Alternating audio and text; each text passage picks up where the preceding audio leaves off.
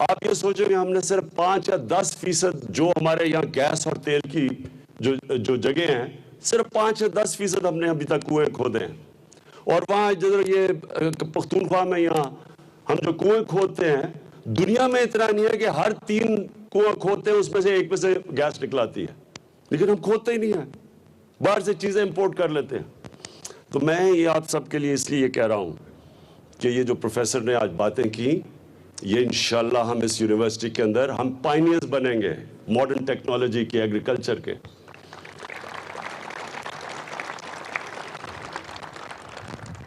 اور دوسری، عامر عزیز نے انہوں نے جو باتیں کی، میں صرف اس کے اوپر آتا ہوں. انہوں نے کہا کہ کامیابی، انہوں نے اپنا ایکسپیرنس بتایا کہ وہ کتنی دفعہ فیل ہوئے. جب وہ محنت کر رہے تھے، ماشاءاللہ آج وہ کامیاب ہیں، اور میں ان کو ریکویسٹ کروں گا کہ وہ پاکستان میں اب زیادہ ٹائم دیں، کیونکہ انسان کو سارا وقت، یہ آپ کے لیے سارا وقت آپ نے آپ سے ایک سوال پوچھنا ہے کہ میں اس دنیا میں میرا مقصد کیا ہے آنے کا. 2 قسم کے ورلڈ ویوز ہیں. ایک ہے جس کو اسپرچول کہتے ہیں، دینی ورلڈ ویو ہے.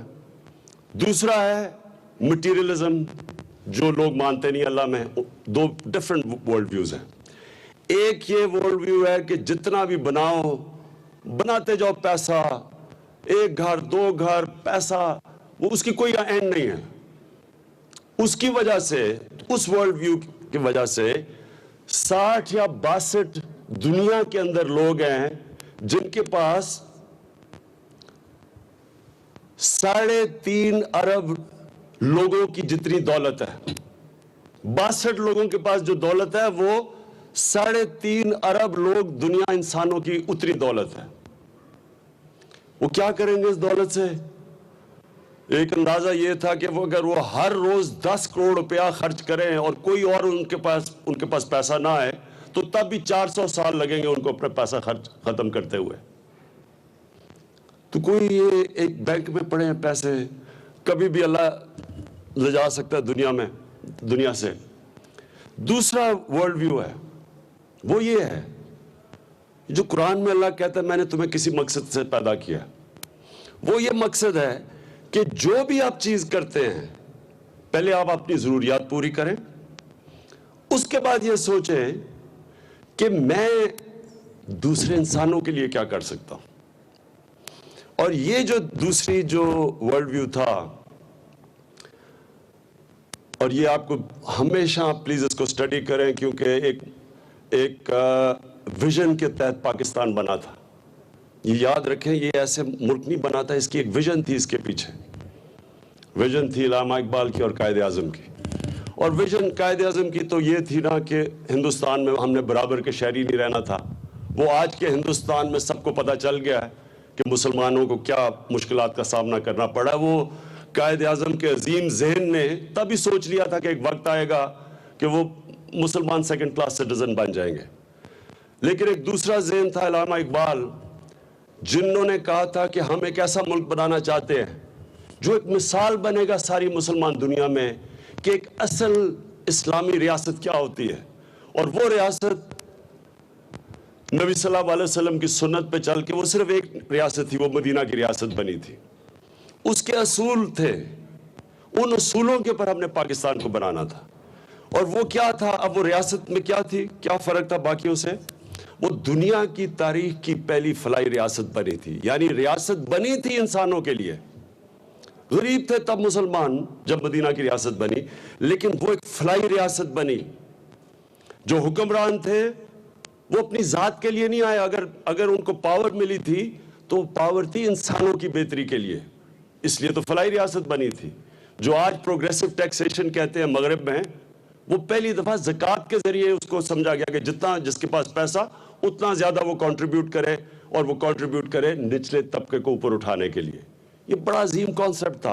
اور آج بدقسمتی سے یہ آپ اگر اسکینڈینیویا جائیں تو وہاں آپ کو نظر آئے گا یہ کانسیپٹس. پھر تعلیم کے اوپر انہوں نے زور دیا کہ جو جنگی قیدی ہوتے تھے وہ وہ رہا ہو سکتے تھے اگر وہ 10 لوگوں کو پڑھا لکھا دے. اب سوچیں ان سے اس زمانے میں پیسے لیتے تھے جنگی قیدی کو رہا کرنے میں. پیسے کو ترجیح نہیں دی, تعلیم کو دی. انہوں نے تب سمجھا, انہوں نے اپنے لوگوں کو بتایا, یہ ایک سمبلزم تھی, لیکن سمبلزم یہ تھی کہ انہوں نے تب بتایا کہ سب سے امپورٹنٹ چیز تعلیم ہے ایک معاشرے کے آگے بڑھنے میں. چائنا بھی جانا پڑے, انہوں نے کہا تعلیم حاصل کرنے کے لیے جاؤ, اور چائنا جانے کا مطلب واپس مشکل آنا ہوتا تھا تب. تو ایک معاشرے کی اورینٹیشن, قبلہ درست کر دیا کہ تعلیم کی طرف ڈھونڈو تعلیم. اس تعلیم کو ایک قسم کی عبادت بنا دیا انہوں نے. اور اس کے بعد رول آف لا, انسان سب قانون کے سامنے ایک برابر. جو حکمران تھا وہ جواب دے تھا. حضرت عمر سے پوچھا کسی نے, جی بتاؤ آپ نے یہ کپڑے کدھر سے لیے ہیں؟ کوئی یہ نہیں کہتا تھا کہ جمہوریت خطرے میں. اگر ان سے پوچھا جائے حکمرانوں سے کہ جناب بتاؤ, یہ مسلمانوں کی ٹریڈیشنز تھیں.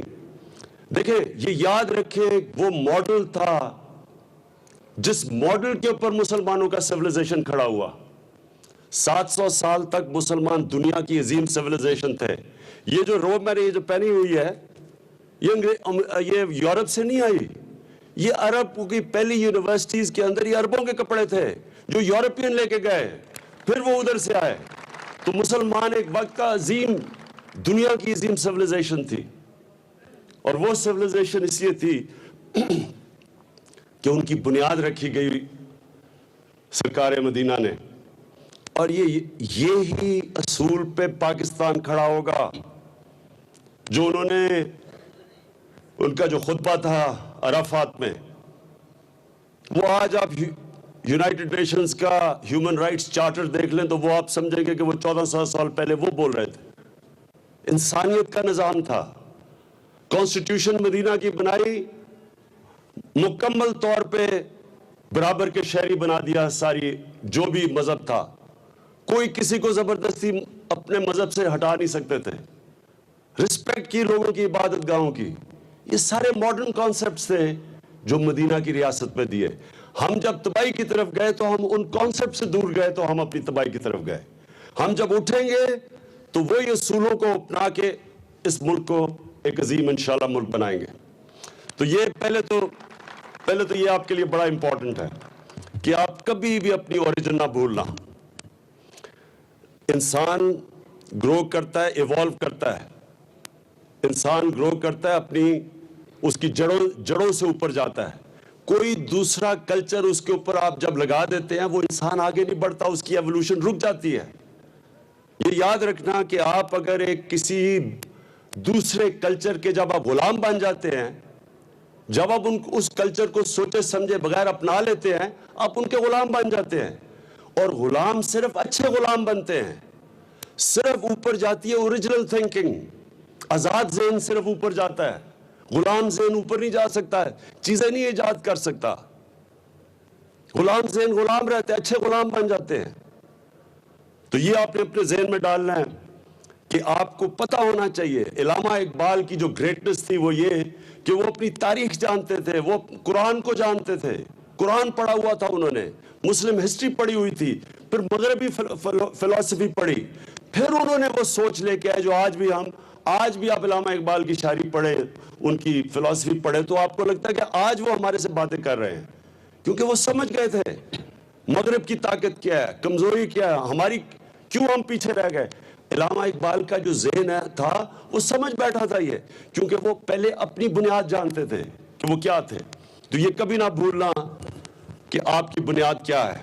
اپنے کلچر کو, اپنے دین کو, اپنی تاریخ کو ہمیشہ یاد رکھنا, اس کے اوپر پھر آپ ساری دنیا میں جائیں گے.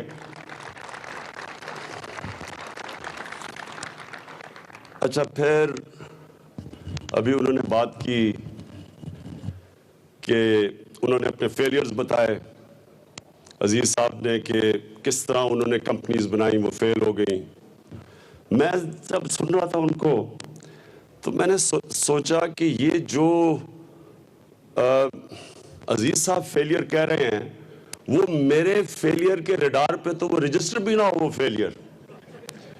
میرا فیلیئر ہوتا تھا ہندوستان سے ہار گئے, ہندوستان سے ہارنے کا مطلب کہ باہر ہی نہیں نکل سکتے تھے, لوگ انڈے مارتے تھے, ہم پبلک کو فیس نہیں کرتے تھے. پھر جناب پارٹی الیکشن لڑی, ساری پارٹی الیکشن ہار گئی, جس میں ڈاکٹر پرویز حسن بھی تھے, سیکرٹری جنرل تھے تب. ڈاکٹر پرویز حسن نے تب سوچا کہ کوئی چانس ہی نہیں لگ رہی تحریک انصاف کی, انہوں نے چھوڑی دی پارٹی. لیکن وہ ان کا قصور نہیں ہے, ہماری پارٹی والے بیچارے گھروں میں چھپ گئے جب ایک سیٹ بھی نہیں ملی پہلی الیکشن کے اندر.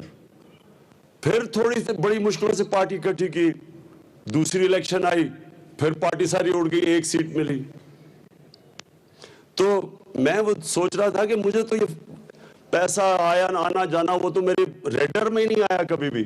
بڑے بڑے وقت آئے پیسے آنے جانے کے. میری تو پبلک میں مذاق اڑتا تھا, اخباروں میں طنز ہوتا تھا. ہار جیت یہ جو اصل بات انہوں نے کی کہ انسان, یہ آپ کی جو زندگی کا سفر ہے نا, وہ ہمیشہ سائیکلز میں جاتا ہے. یہ پھر یاد رکھنا, زندگی کبھی سٹریٹ لائن میں نہیں جاتی. سٹریٹ لائن میں صرف جب انسان قبر میں ہوتا ہے نا تو وہ سٹریٹ لائن چلی جاتی ہے, نہ اونچ نہ نیچ آتی ہے. باقی زندگی اونچ نیچ کا نام ہے. جو کامیاب انسان ہوتا ہے اس کی کامیابی کا سب سے بڑا راز یہ ہوتا ہے جو انہوں نے ابھی بات کی, وہ ہار سے نہیں ڈرتا, وہ ہار سے سیکھتا ہے. جب ہم کرکٹ میچ جیتے تھے نا, سارے بھول جاتے تھے کہ ہم نے غلطیاں کی ہیں میچ کے دوران. لیکن جب آپ ہارتے ہیں آپ کو اپنی غلطیوں کو فیس کرنا پڑتا ہے, کیونکہ ساری دنیا آپ کو یاد کراتی ہے آپ نے کیا کیا غلطیاں کی. آپ صبح اخبار اٹھا کے دیکھیں تو وہاں سارے آپ کو یاد کرا رہے ہوتے ہیں آپ کے کیا غلطیاں کی ہیں. جب آپ جیتتے ہیں سارے تعریفیں کرتے ہیں, کوئی بھول جاتا ہے کہ آپ نے بیچ میں کیا غلطیاں کی ہیں. اب تو خیر ہم جب اب جب سے میں پولیٹکس میں آیا ہوں, ہمیں ضرورت ہی نہیں ہے کہ اپنی غلطیاں, کیونکہ ہر روز چیٹ شوز کے اوپر روف کلاسرا بتا رہا ہوتا ہے کتنی غلطیاں کی, کبھی کوئی بتا رہا ہوتا ہے کتنی غلطیاں کی. تو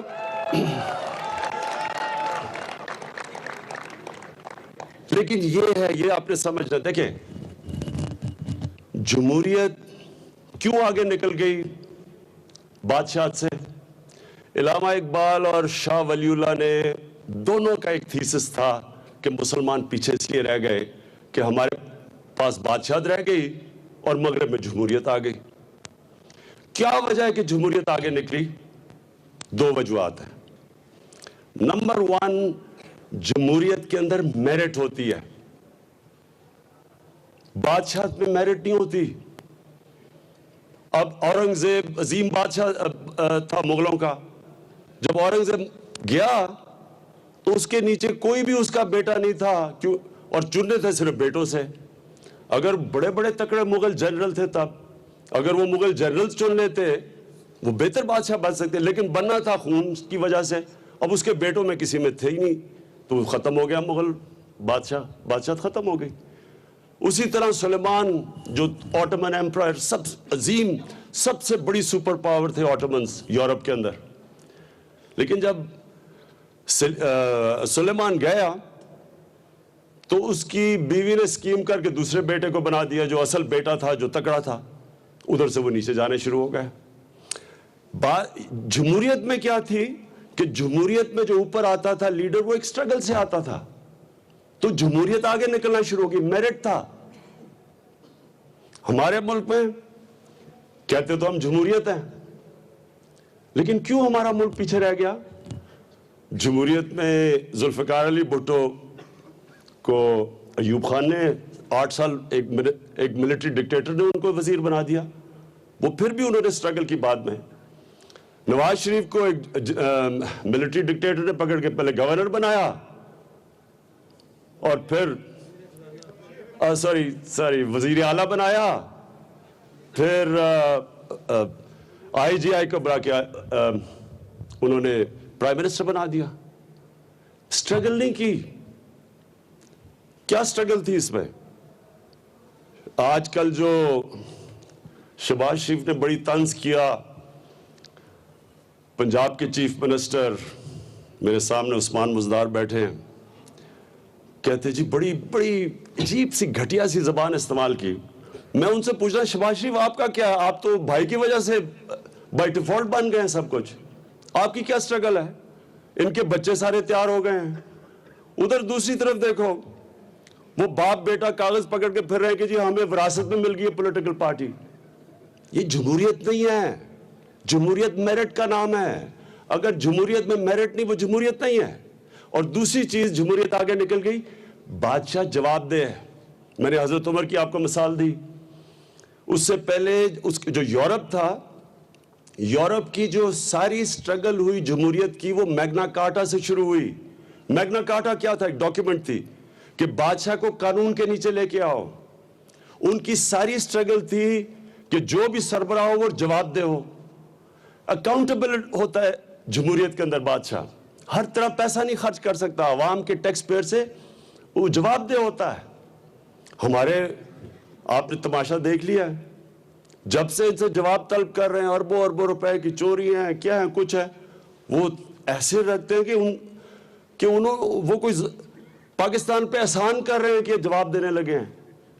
اس لیے جب تک جمہوریت کے اندر یہ دو چیزیں نہیں ہوتی وہ آگے نہیں بڑھتی.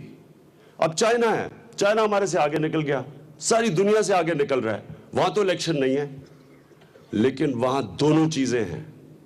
لیڈر جواب دہ ہے. وہاں 400 وزیروں کو 5 سال میں احتساب میں پکڑا گیا. 400 وزیروں کو 5 سالوں کے اندر ان کی اکاؤنٹیبلٹی میں جیلوں میں ڈالا گیا. وزیروں کو، 400 وزیروں کو. ان کا جو لیڈر ہے پریزیڈنٹ شی 30 سال کی سٹرگل سے اوپر پہنچا ہے.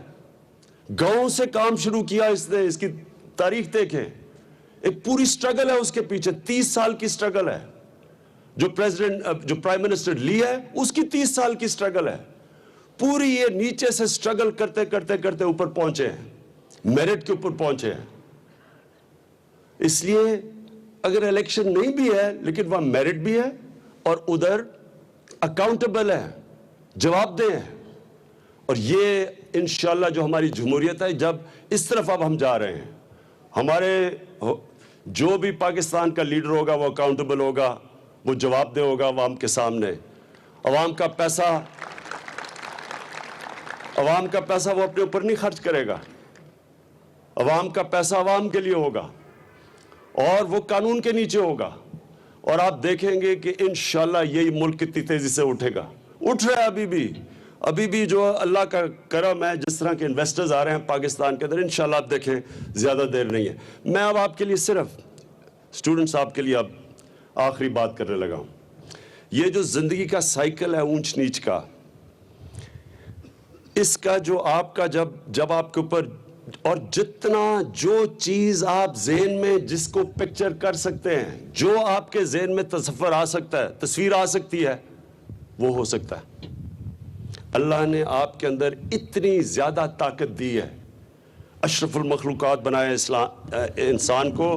فرشتوں کو کہا اس کے سامنے جھکو.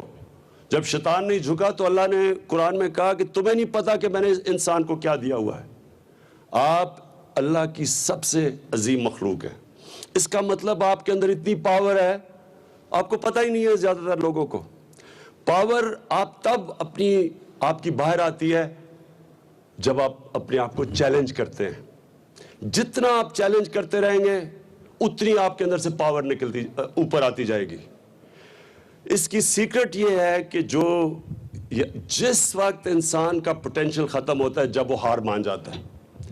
مثلا آپ جو بھی کام کرنا چاہتے ہیں ذہن میں ڈالیں، آپ کر سکتے ہیں. جو آپ کے ذہن میں پکچر ہو سکتا ہے نا، وہ ہو سکتا ہے.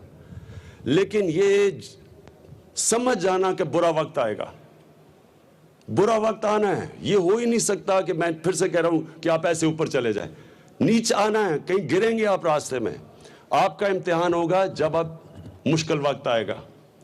مشکل وقت میں جو لوگ ہاتھ کھڑے کر دیتے ہیں، ہار مان جاتے ہیں، ان کی زندگی پھر وہاں ادھر سے نیچے جانی شروع ہو جاتی ہے. یا آپ اوپر جاتے ہیں یا نیچے جاتے ہیں. یہ کوئی پلیٹو نہیں ہوتا. میں نے بتایا پلیٹو صرف قبر میں ہوتی ہے.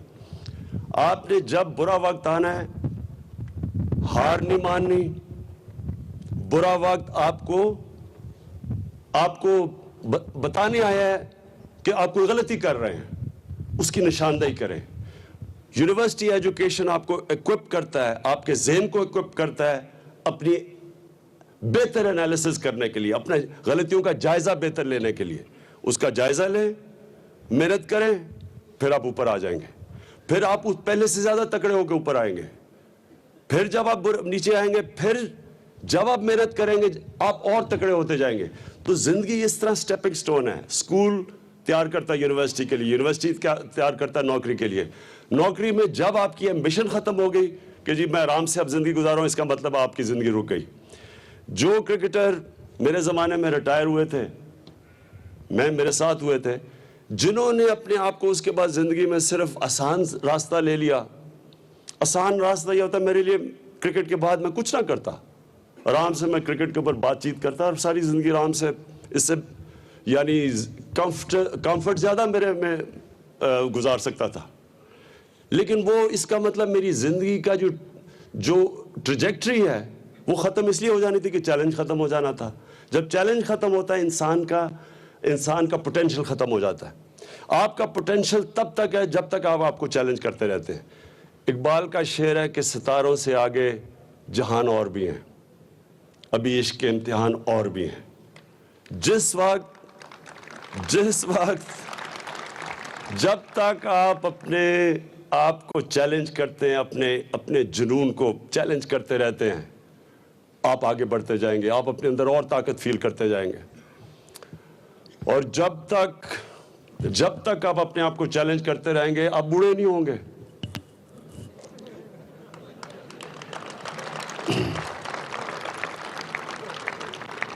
کیونکہ بوڑھا پہلے آپ کا ذہن ہوتا ہے.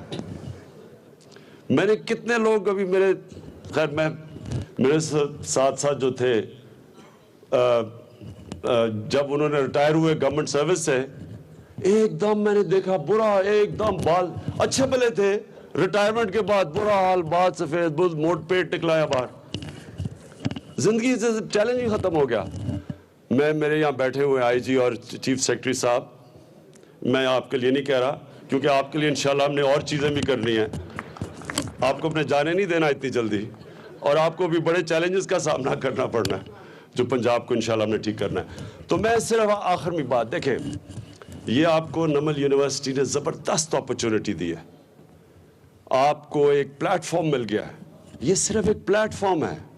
اب اس کو آپ نے جدھر بھی اب یہاں سے آپ جائیں گے نا اب جا سکتے ہیں. لیکن ایک ایڈوائز، کبھی اپنی زندگی کا مقصد پیسہ بنانا کو زندگی کا مقصد نہ رکھنا.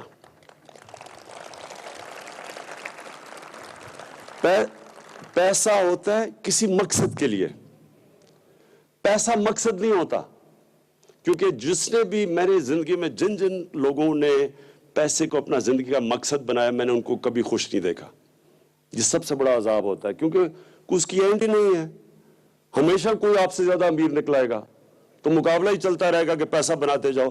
لوگ جس طرح میں نے آپ کو کہا یہ جو 62 لوگ ہیں یہ ہر روز 10 کروڑ روپیہ دن کا خرچ کریں اور کوئی آمدنی بھی نہ ہو، 400 سال لگیں گے ان کو اپنا پیسہ خرچ کرتے ہوئے. کیا اس پیسے سے کریں گے؟ اس لیے پیسہ جس طرح بل گیٹس ہے، دیکھیں اس نے پیسہ بنایا، وہ اب تقریباً سارا پیسہ انسانیت پہ خرچ کرتا ہے. یہ ہوتے ہیں وہ لوگ جن کی زندگی کا مقصد ہوتا ہے.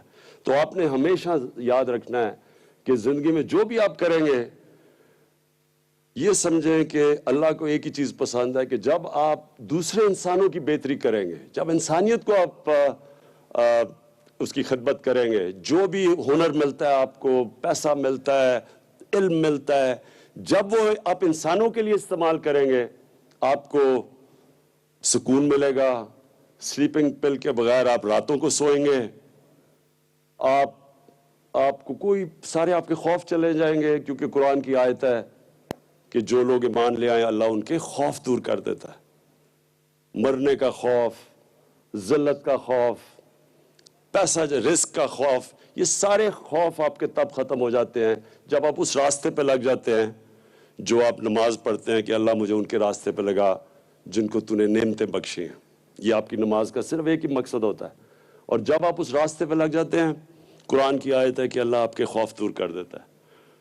میں آپ سب کا بہت شکر گزار ہوں. آج میں آج نمل یونیورسٹی ہمیشہ مجھے خوشی ہوتی ہے جب میں یہاں آتا ہوں، لیکن آج مجھے سب سے زیادہ اس لیے خوشی ہوئی کہ میں اب دیکھ رہا ہوں اس کی ایکسٹینشن بڑھتی جا رہی ہے. میں دیکھ رہا ہوں کہ اب ان کی فیکلٹی میں اور جو لوگ جس طرح اٹریکٹ ہو رہے ہیں، اب میرا یہ ایمان ہے کہ یہ یونیورسٹی پاکستان کے لیے ایک نالج سٹی کا کام دے گی کہ جس طرح آکسفورڈ اور کیمبرج نے برطانیہ کو اٹھا کے کہاں سے کہاں لے گئے، صرف 2 یونیورسٹیز دیں. انشاءاللہ یہ یونیورسٹی پاکستان کی باقی بھی یونیورسٹیز کے لیے ایک ماڈل بنے گی. یہاں ریسرچ ہوگی، یہ ایک خوبصورت جگہ کے اوپر ایک خوبصورت یونیورسٹی بنے گی. اور ہمارے چیف منسٹر یہاں بیٹھے ہوئے ہیں اور انشاءاللہ وہ چیف منسٹر اس کی مدد کریں گے. تو اس نے میں آخر میں بھی میں نے یہ کہنا ضرور ہے، مجھے پتا ہے آج جگہ ٹھیک نہیں ہے، لیکن میں نے کہنا ضرور ہے کیونکہ میں اسمبلی میں مجھے موقع نہیں ملتا، وہ بات نہیں کرنے دیتے، اس لیے میں وہ آج آپ کے سامنے کرنے لگا ہوں. مجھے انہوں نے کہا کہ جناب بڑی غلط شہباز شریف نے عثمان بزدار کے اوپر بات کی. میں سمجھتا ہوں کہ عثمان بزدار انشاءاللہ پنجاب کے بیسٹ چیف منسٹر بنیں گے. میں یہ کیوں سمجھتا ہوں؟ کیونکہ عثمان بزدار اپنی اقتدار کو اپنی ذات پیسہ بنانے کے لیے نہیں استعمال کریں گے، اپنی فیکٹریاں اپنی شوگر مل نہیں بنائیں گے، بینک آف پنجاب سے قرضے نہیں لیں گے، اپنے رشتہ داروں کو نہیں نوازیں گے، اپنے بیٹوں کو اربوں پتی نہیں بنا دیں گے. کیونکہ ان میں عاجزی ہے، تکبر نہیں ہے. 40 گاڑیوں کے پروٹوکول میں نہیں پھرتے، 35 کروڑ روپے چیف پرائم منسٹر کا جہاز نہیں استعمال کیا. ان کے وہ بیٹے ڈر کے احتساب سے باہر نہیں بھاگے ہوئے، ان کا داماد پیسے چوری کر کے باہر نہیں بھاگا ہوا.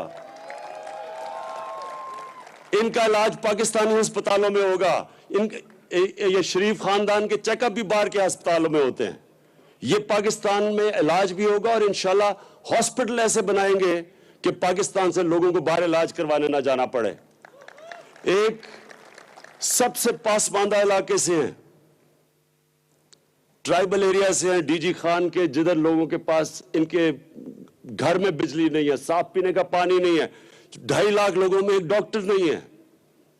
ان کو احساس ہے کہ عام آدمی کس مشکلات سے گزرتا ہے. ان کو پتا ہے کہ لوگ ہمارے ملک میں جو نچلا طبقہ ہے اس کو کس دشواریوں کا سامنا کرنا پڑتا ہے، دل میں احساس ہے. اس لیے انشاءاللہ عثمان بزدار بہترین چیف منسٹر بنیں گے. شکریہ. میاں والی میں نمل کالج کے 6ٹھے کانوکیشن سے وزیر اعظم عمران خان کا پراثر خطاب. ان کا کہنا تھا کہ فلاح کے راستے پر چلیں گے تبھی کامیابی ملے گی اور آزاد ذہن سے ہی ترقی ممکن ہے.